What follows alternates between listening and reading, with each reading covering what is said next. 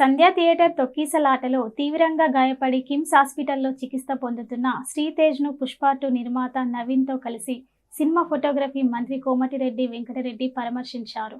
ఈ విషయాన్ని ఇక రాజకీయం చేయవద్దని, సినిమా హీరోల ఇండ్లపై దాడులు చేయకూడదని కోమటిరెడ్డి వెంకటరెడ్డి అన్నారు. ఈ సందర్భంగా పుష్ప 2 నిర్మాత 50 లక్షల చెక్కును మృతి చెందిన రేవతి, ఆమె కుమారుడు శ్రీతేజ్ తండ్రి భాస్కర్కు అందజేశారు. బాబు పరిస్థితి అంతంత మాత్రంగానే ఉందని, దేవుడి దయ వల్ల త్వరగా కోలుకోవాలని భగవంతుని ప్రార్థిస్తున్నట్లు మంత్రి తెలిపారు. సినిమా ఇండస్ట్రీ ఎక్కడికి వెళ్లడం లేదని, అన్ని పుకార్లు ఎవరు నమ్మొద్దని మంత్రి స్పష్టం చేశారు. ఎవరిపై దాడులు చేసినా చట్టం ఊరుకోదని, కఠిన చర్యలు తప్పవని మంత్రి కోమటిరెడ్డి వెంకటరెడ్డి హెచ్చరించారు.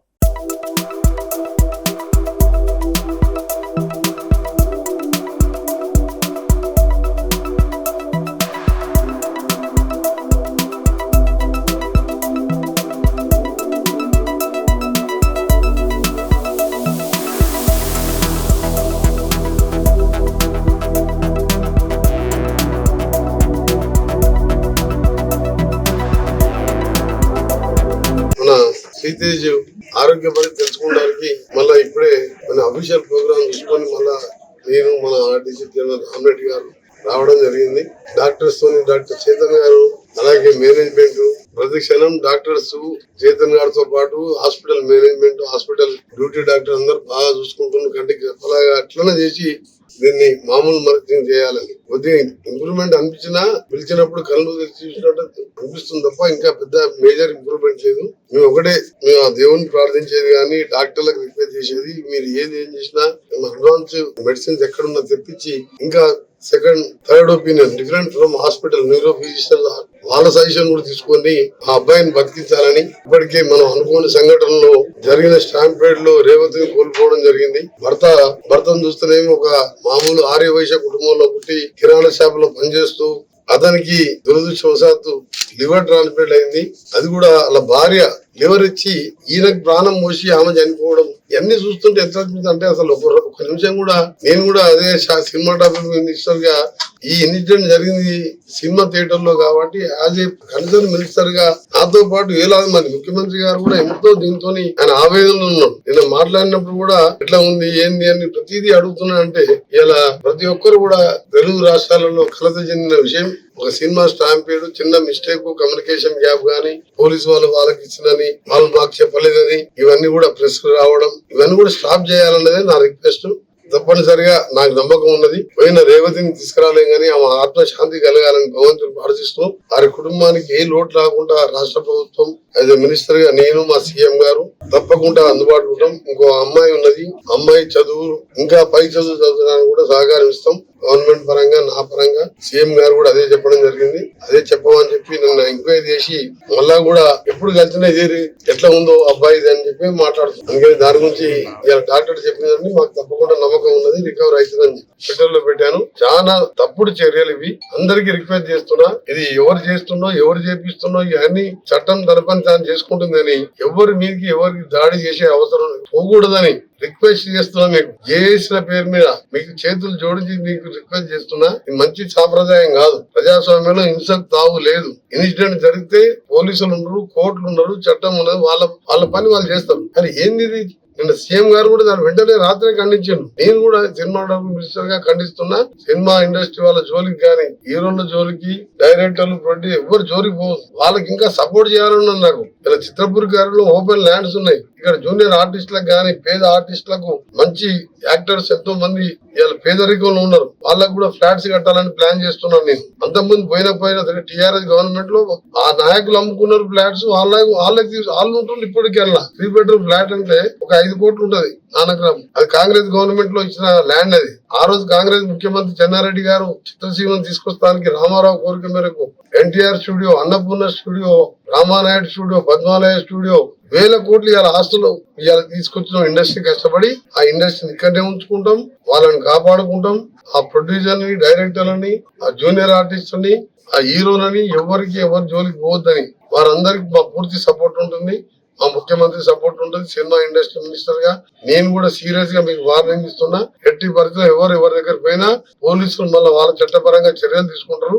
దయచేసి మీరు దాని జోలికి వెళ్ళకండి. జరిగిన ఇన్సిడెంట్ అందరం కూడా బాధపడే విషయం.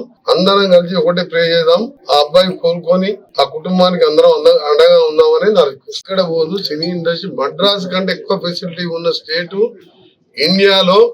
రామోజీ ఫిలిం సిటీ లాంటి ప్రపంచ స్థాయి సినిమాలు, హాలీవుడ్ సినిమాలు వచ్చి ఇక్కడ షూటింగ్ చూస్తుంటే తరలిపోతున్నాయని అడుగుతుంటే ఇవన్నీ మీరు సోషల్ మీడియా అందుకనే చెప్తున్నాను. ఇవన్నీ రాజకీయాల కోసం ప్రతిదీ రాజకీయం మాట. ఇంత పెద్ద ఇన్సిడెంట్ జరిగి నాకే ఇవాళ నాకు నా కుటుంబంలో ఒక సభ్యుడు పోయినంతగా బాధపడుతున్నాను నేను. ఎందుకంటే చూసిన తర్వాత ఆ కుటుంబం పరిస్థితి చూసి. అందుకని మీరు దయచేసి ఇండస్ట్రీ, చిత్ర ఇండస్ట్రీ కాదు, ఐటీ కాదు, ఏ గానీ ఈ రోజు ఇంకా స్పోర్ట్స్ స్కిల్ యూనివర్సిటీస్ గానీ హైదరాబాద్ వరల్డ్ లో మేము పోటీ పడుతున్నాం. ఇలా చెప్పాలంటే అన్ని రంగాలలో కూడా ఫార్మాలో 30% అమెరికా ఎక్స్పోర్ట్ ఫ్రమ్ తెలంగాణ. అలాంటిది డిజిటల్ లింక్ రోడ్ తీసుకొచ్చి వరల్డ్ మ్యాప్ లో ఉంచాలి అని మైక్రోసాఫ్ట్ అమెరికా తర్వాత వాళ్ళు second capital second head office లో హైదరాబాద్ లో పెట్టుకుంటారు. గతంలో నేను ఐటీ మినిస్టర్ గా పనిచేసిన.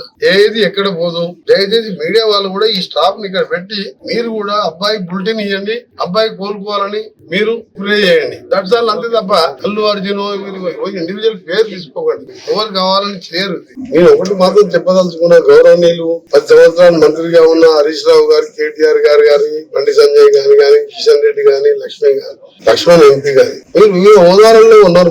మీరు దీన్ని మేమేదో సినిమా ఇండస్ట్రీకి అల్లు అర్జున్ ని మేము డిఫేమ్ చేస్తున్నాం, మేము అల్లు అర్జున్ చెప్పడం తప్పు.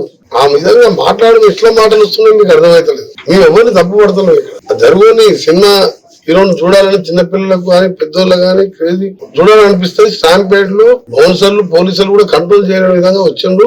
చెప్పినప్పుడు పోలేదని చెప్పి పోలీసు వాళ్ళు ఇచ్చిన రిపోర్ట్ సీఎం గారు అసెంబ్లీలో ప్రవేశపెట్టడం, అక్బరుద్దీన్ గారు అడగడం, దానికి సమాధానం చెప్పండి. దాన్ని మీరు కొండంతలుగా చేసి విపరీతంగా మాట్లాడద్దు. ఇది అంతా కూడా మేము మొన్ననే నేను రావడం జరిగింది. ఇమీడియట్ గా సీఎం గారు చెప్పగానే సీఎం గారితో పాటు అంతకుముందు డాక్టర్లతో మాట్లాడుతున్నాం. సినిమా ప్రొడ్యూసర్ గారు కూడా స్వయంగా రోజు నాతో మాట్లాడుతున్నాం.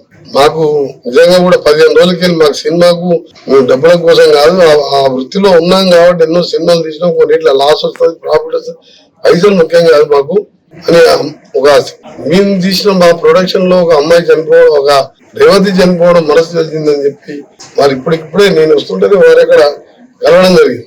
అంటే ఓపెన్ గా వాళ్ళిద్దరు వాళ్ళే మేము అడగలేదు. వాళ్ళేదో ప్రతి ఒక్కరిని బాధ కలిగించే విషయంలో రాజకీయాలు జోడించొద్దని మాత్రం అన్ని పార్టీలో ఉద్యోగం చేస్తున్నారు. మీరు అల్లు అర్జున్ సపోర్ట్ చేసి మీ అల్లు అర్జున్ గారు వాళ్ళన్నా వాళ్ళ ఫాదర్ అన్నా వారు తీసిన ఆహా ఇవాళ తెలుగు మూవీ, దాంతో ఎంతో మంది తెలుగు రాష్ట్రాల్లో ప్రజలు మంచిగా ఎంజాయ్ చేస్తున్నారు. వాళ్ళకు మంచి పేద ప్రజలు మల్టీప్లెక్స్లలో ఎంజాయ్, బయట హోటల్స్ పోలేని వాళ్ళు పేద ప్రజల కోసం మంచి ఛానల్ పెట్టారు. అలాంటి వారి కోసం వాళ్ళ మూవీ అడిగినప్పుడు కూడా మేము అన్ని ఫెసిలిటీస్ ఇచ్చినాం, అన్ని బెనిఫిట్స్ ఇచ్చినాం. మీరు రాజకీయం చేసి మీరు అట్లా చెప్పడం మీ రాజకీయ నిదర్శనానికి, మీ అజ్ఞానానికి నాకు బాధ అనిపిస్తుంది. ఈ ఇన్సిడెంట్ లో మీరు కాంగ్రెస్ పార్టీని తీసుకొచ్చి ఈ పార్టీని తీసుకొచ్చి మాట్లాడడం తప్పది.